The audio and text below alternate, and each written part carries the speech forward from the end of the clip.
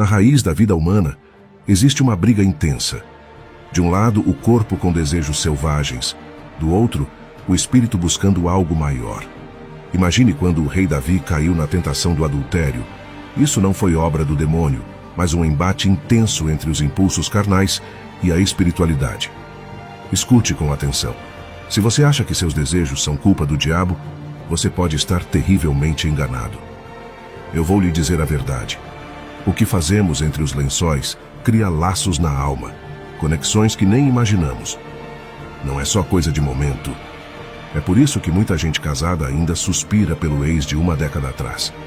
E se você acha que o tempo cura tudo, esqueça isso. No mundo espiritual, não tem relógio. O tempo não cura nada, mas o que vamos aprender hoje, sim. Vamos entender essa realidade que vai além da paixão e do prazer físico e descobrir como nos libertar das conexões que nos aprisionam. Preste muita atenção, porque os versículos que você ouvirá agora são o segredo de todo esse vídeo. Gálatas, capítulo 5, versículos 16 a 18, diz: Digo, porém, andai em espírito, e não cumprireis a concupiscência da carne, porque a carne cobiça contra o espírito, e o espírito contra a carne, e estes opõem-se um ao outro para que não façais o que quereis. Mas se sois guiados pelo espírito, não estáis debaixo da lei. Alguns cristãos têm o hábito de atribuir tudo o que homens e mulheres fazem aos demônios. Sabemos que muitas ações dos homens são influenciadas pelos demônios, mas algumas coisas não necessitam de demônios. Não são manifestações demoníacas. A Bíblia nos diz claramente que não é preciso um demônio para cometer adultério. Está na essência da carne. A Bíblia nos diz que não é preciso nenhum espírito maligno para sair e praticar a fornicação. Está na essência da carne, literalmente. A Bíblia nos diz claramente quais são as obras da carne, em Gálatas, capítulo 5, versículos 19 a 21. Ora, as obras da carne são manifestas, as quais são adultério, prostituição, impureza, lascívia, idolatria, feitiçarias, inimizades, porfias, ciúmes, iras, pelejas, dissensões, heresias, invejas, homicídios, bebedices, glutonarias e coisas semelhantes a estas, acerca das quais vos declaro, como já antes vos disse, que não herdarão o reino de Deus os que tais coisas praticam. Vivemos em uma cultura saturada de sensualidade e livre-arbítrio. Uma cultura que te incentiva a fazer o que quer que pareça bom. Mas o problema é que as coisas que parecem boas nem sempre são aceitáveis aos olhos do Senhor. Gálatas 5 nos adverte sobre fazer o que o seu coração mandar. Há um problema que aflige a todos nós. Um problema que está em nós e é impossível se livrar dele. E esse problema é a carne. Nosso espírito nasce de novo, mas nosso espírito habita um corpo carnal. Só porque você nasceu de novo não significa que não será tentado pela carne. Querendo ou não, você será tentado. Há uma guerra dentro de você, uma guerra entre sua carne e seu espírito. Seu espírito, por ser nascido de novo, deseja agradar a Deus, deseja as coisas de Deus. Seu espírito deseja a comunhão com o Senhor, e isso é um espírito nascido de novo. Mas ao mesmo tempo, seu corpo ainda tem suas obras, essas que nós lemos em Gálatas agora há pouco. Há uma guerra acontecendo dentro de você, o espírito versus a carne. É por isso que vemos na Bíblia a instrução para despojar o velho homem e vestir o novo homem. É por isso que vemos na Bíblia a instrução para andar pelo Espírito. Há uma guerra acontecendo dentro de você, como está descrito em Gálatas, capítulo 5, 16 a 18. O seu espírito está lutando com todas as forças contra a sua carne, e ela da mesma forma luta contra o seu espírito. Quem ganhará essa guerra depende de você. Quem você alimenta? Sua carne ou o seu espírito? Paulo descreve um conflito que ocorre no coração e na mente de todo cristão. Nossa carne deseja uma coisa, e nosso espírito nascido de novo deseja algo muito diferente.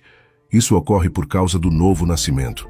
Uma pessoa natural, ou seja, uma pessoa carnal, não tem esse conflito dentro dela porque está vivendo na carne.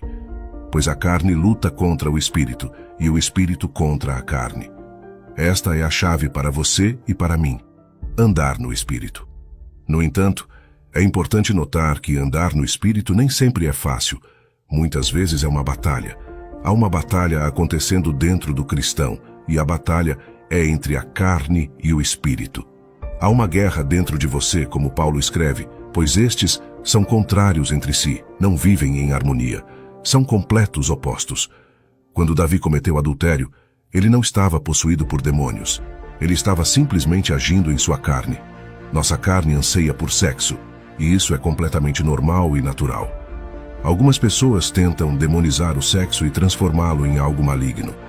Mas o sexo não é mau ou ruim. É uma união maravilhosa que Deus criou para um homem e uma mulher se envolverem juntos no ato dentro de um casamento santo. No entanto, nossa natureza pecaminosa tenta buscar o sexo fora das restrições do casamento, e nossa cultura pecaminosa tenta nos incentivar a ter relações sexuais fora das restrições do casamento. Portanto, o desejo do corpo por sexo é normal, mas onde perdemos o rumo é quando ultrapassamos os limites que Deus estabeleceu claramente para nós. Um homem e uma mulher casados em matrimônio santo. São os desejos da carne, o corpo humano, que se perdem ao tentar obter algo natural, mas por meio de meios não santos. Uma das muitas razões pelas quais Deus estabeleceu esses parâmetros rigorosos para o sexo são as consequências físicas e espirituais disso. 1 Coríntios capítulo 6, versículos 15 a 17 nos diz: Não sabeis vós que os vossos corpos são membros de Cristo? Tomarei, pois, os membros de Cristo e os farei membros de uma meretriz? Não, por certo. Ou não sabeis que o que se ajunta com uma meretriz faz-se um corpo com ela? Porque serão, disse, dois numa só carne. Mas o que se ajunta com o Senhor é um mesmo espírito. Ao se unir com alguém em fornicação, você está se ligando a essa pessoa no espírito. Está literalmente dizendo no mundo espiritual que vocês são um. Duas pessoas envolvidas em fornicação podem ter uma relação tão prejudicial e negativa que você se pergunta por que elas não seguem caminhos separados. Elas desejam se afastar uma da outra, mas não conseguem. Sabem que não são boas uma para a outra e desejam se separar, mas não conseguem. Você conhece alguém assim?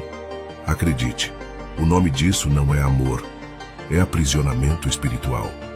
Eles sabem que a relação deles não está indo a lugar nenhum e eles querem sair, mas não conseguem. Eles sabem que a relação deles é prejudicial para ambos e querem sair, mas não conseguem. Por quê? Não é tão simples. Há uma conexão entre os dois que transcende o físico, que transcende qualquer outra relação platônica. Eles foram unidos, tornaram-se um. Você entende que há uma conexão entre eles que transcende a natureza, que transcende até mesmo este mundo. Não sabeis vós que aquele que se une a uma meretriz é um só corpo? Pois, como está escrito, os dois serão uma só carne. Em outras palavras, essas duas pessoas estão casadas no mundo espiritual. Há um status de relacionamento chamado amigos com benefícios. Uma relação desse tipo é aquela em que duas pessoas são intimamente físicas uma com a outra, mas não têm nenhum compromisso entre si de nenhuma forma. Pessoas envolvidas em uma relação de amigos com benefícios dormem juntas, mas sua relação não é romântica, não é exclusiva e não tem compromissos. Você já percebeu que em todos os casais de amigos desse tipo, pelo menos um deles começa a se apegar ao outro? Isso acontece toda vez. Uma ou ambas as pessoas se apegam, e a razão para isso é que elas estão se unindo uma à outra. A fornicação constrói uma conexão espiritual entre as pessoas. Por que você acha que as separações são tão difíceis? Quando a relação termina, você se sente perdido, como se algo tivesse sido tirado de você. Mas a verdade é que algo realmente foi tirado de você. Uma parte de você foi com aquela pessoa, e ainda está com ela. Quando terminamos um relacionamento, podemos sentir como se estivéssemos de luto em alguns momentos, porque alguém com quem você estava unido se foi. Existem pessoas que são casadas e ainda sentem falta de um ex de mais de uma década. Elas estão vivendo em matrimônio com uma pessoa, mas suas mentes e corações ainda estão ligadas a seus ex de mais de uma década atrás. Por que você acha que isso acontece? É porque eles se tornaram uma só carne com eles. Isso não é romântico, muito menos é amor verdadeiro. Pare de acreditar no que o cinema diz. Pare de acreditar no que pessoas distantes de Deus dizem. Isso faz sentido para você? Você ouve a frase, o tempo cura tudo, mas não. O tempo não conserta as coisas do espírito.